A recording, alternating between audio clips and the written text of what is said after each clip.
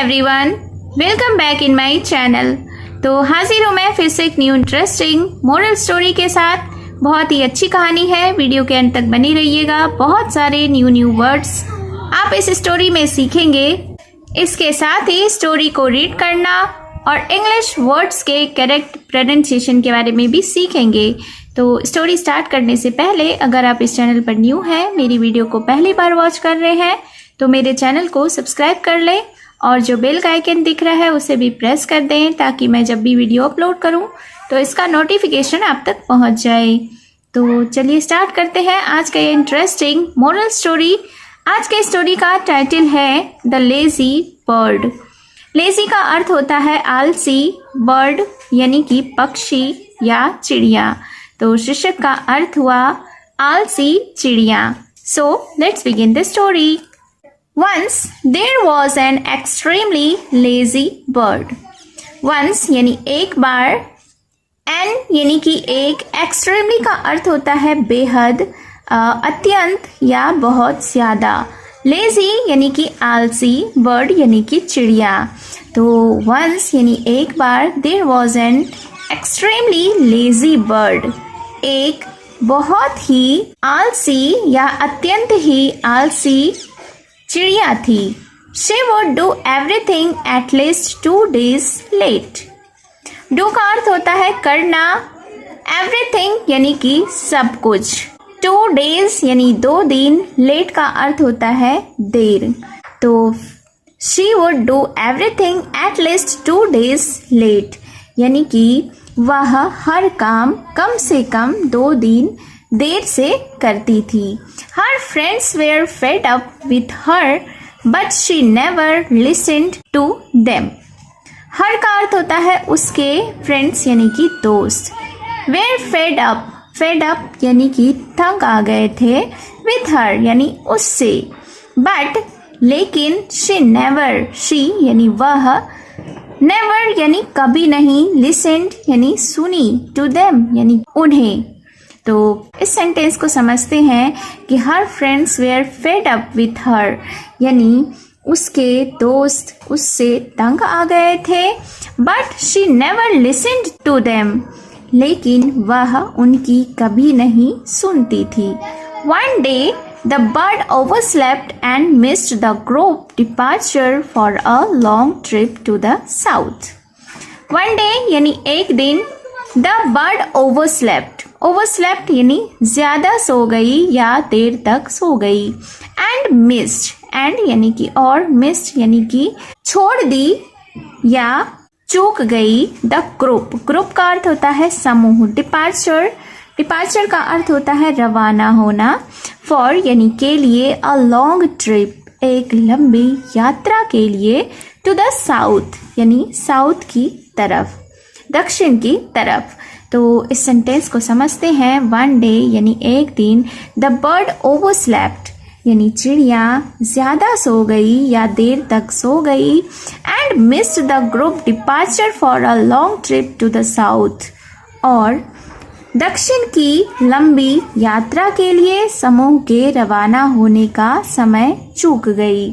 Now she was all alone, अब वह बिल्कुल अकेली थी यानी कि अब वह पूरी तरह अकेली रह गई थी। अलोन का अर्थ होता है अकेली। She was terrified and thought, how will I survive winter? She was terrified, terrified यानी कि डरी हुई थी। तो she was terrified यानी वह डरी हुई थी, and thought और उसने सोचा, how will I survive winter? how का अर्थ होता है कैसे, सर्वाइव यानी जीवित रहना, विंटर यानी कि सर्दी। तो उस चिड़िया ने सोचा कि मैं सर्दियों में कैसे जीवित रहूंगी।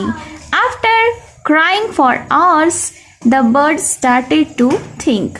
आफ्टर का अर्थ होता है बाद, क्राइंग, क्राई का अर्थ होता है रोना, फॉर यानी के लिए, आवर्स यानी कि घंटों।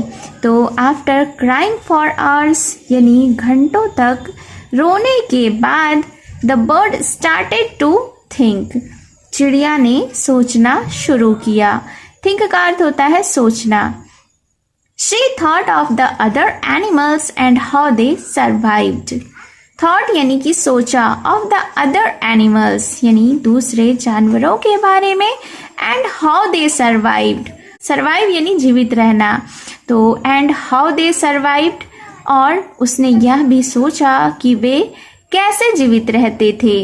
तो इस सेंटेंस को एक बार फिर से समझते हैं कि she thought of the other animals and how they survived, यानी कि उसने अन्य जानवरों के बारे में और वे कैसे जीवित रहते हैं इस बारे में सोचा। Some slept right through, some gathered food beforehand and some dug deep holes.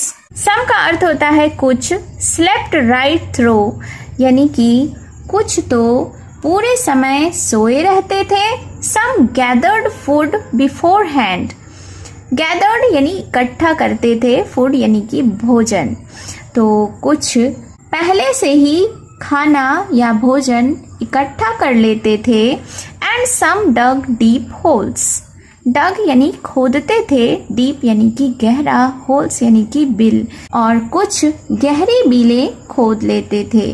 तो इस सेंटेंस को फिर से एक बार समझते हैं कि चिड़िया ने सोचा दूसरे अन्य जानवरों के बारे में और वे कैसे जीवित रहते थे उनके बारे में सोचा, तो उसने पाया कि कुछ तो पूरे समय सोते रहते थे, कुछ पहले से ही खाना इकट्ठा कर लेते थे और कुछ गहरी बिलें खोद लेते थे। The bird looked around and found an old tree with a whole.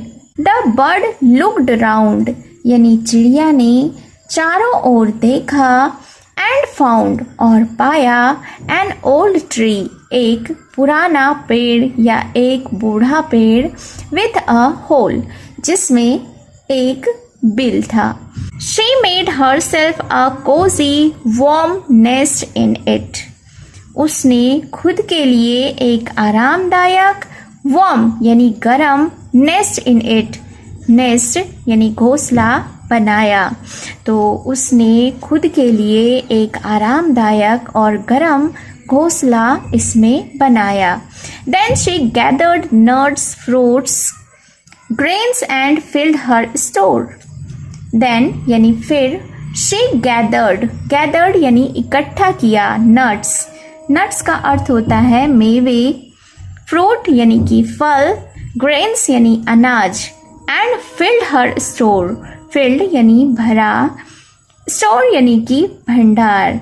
तो फिर इस सेंटेंस को समझते हैं कि then she gathered nuts, फिर उसने मेवे इकट्ठा किए, फ्रूट, ग्रेन्स, फल और अनाज भी इकट्ठा किए, एंड फिल्ड हर स्टोर और अपना भंडार भर लिया।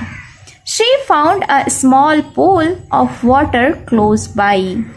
शी फाउंड यानी उसने पाया, अ स्मॉल पूल एक छोटा सा तालाब, ऑफ वाटर पानी का, क्लोज बाई यानी निकट में या पास में, तो फिर उसने पास में ही पानी का एक छोटा सा तालाब पाया या मिला। विंटर केम एंड वेंट, तो विंटर केम एंड वेंट यानी सर्दियाँ आई और चली गई। When her friends returned, they were amazed to see her healthy, happy and hardworking. When her friends returned, जब उसके दोस्त वापस आए, they were amazed, वे हैरान थे, to see her healthy, उसे देखकर, स्वस्थ, हैप्पी, खुश एंड हार्ड वर्किंग और मेहनती। तो इस सेंटेंस को फिर से एक बार समझते हैं कि when her friends returned, they were amazed to see her healthy, happy and hard working. जब उसके दोस्त वापस आए, वे उसे स्वस्थ, खुश और मेहनती देखकर हैरान रह गए।